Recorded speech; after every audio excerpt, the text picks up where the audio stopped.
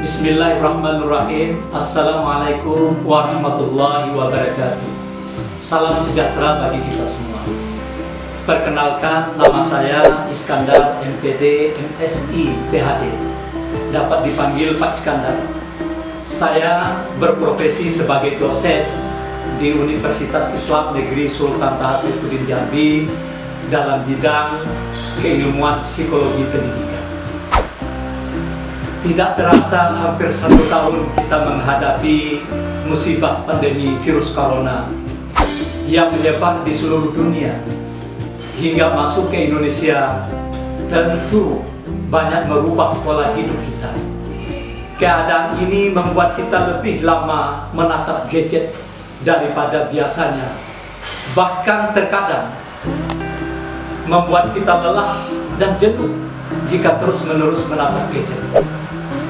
Namun, jika penggunaan gadget tidak dikelola dengan baik, akan memberi dampak buruk pada kita, khususnya anak-anak yang masih perlu bimbingan dan pengawasan dari orang tua dan guru.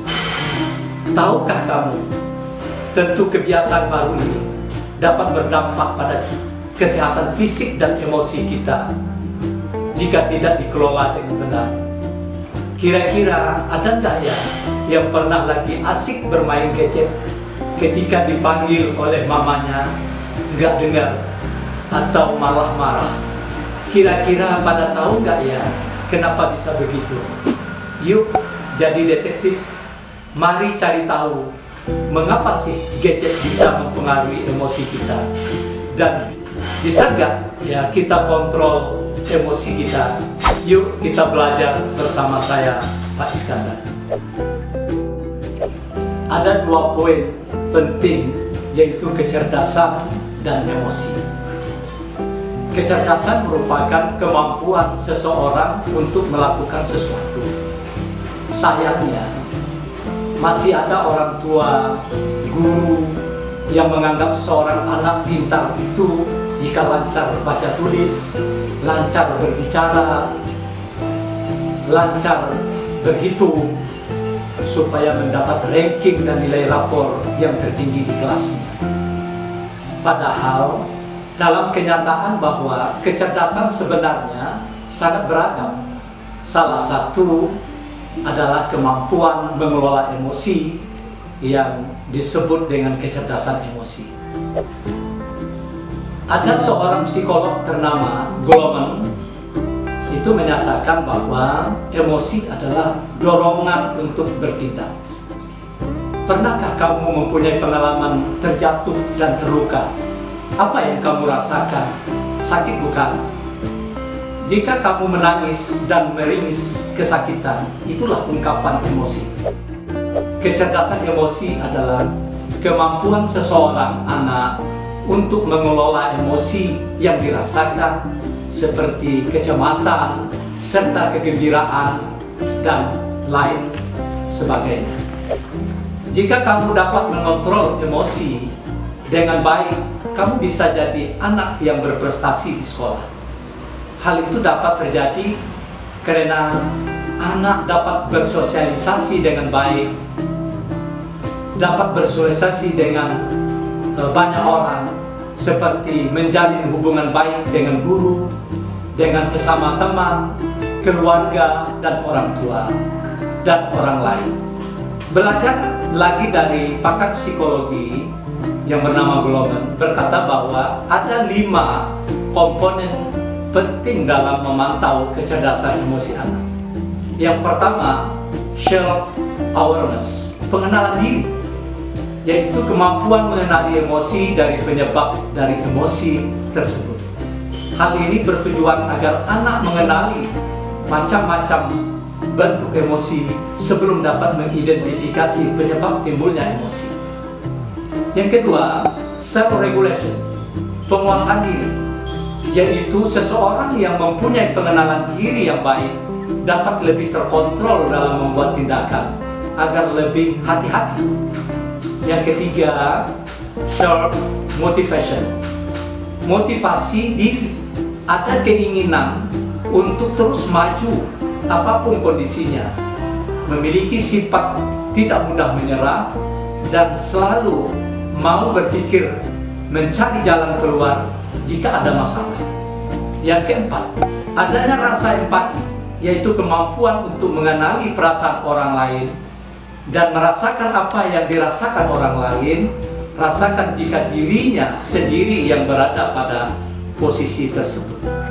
Kelima, effective relationship, hubungan yang efektif, yaitu kemampuan seseorang dapat berkomunikasi dengan orang lain secara efektif. Misalnya, jika sang anak sedang marah, guru dan orang tua tentu agar dapat mengkomunikasikan nasihat dengan tenang namun tegas. Dengan begitu, dapat mengajarkan juga menyampaikan pendapat dengan baik kepada anak. Jadi, bagaimana solusi menghadapi anak agar dapat bertanggung jawab serta bijak menggunakan gadget? Yang pertama, itu adalah pengawasan.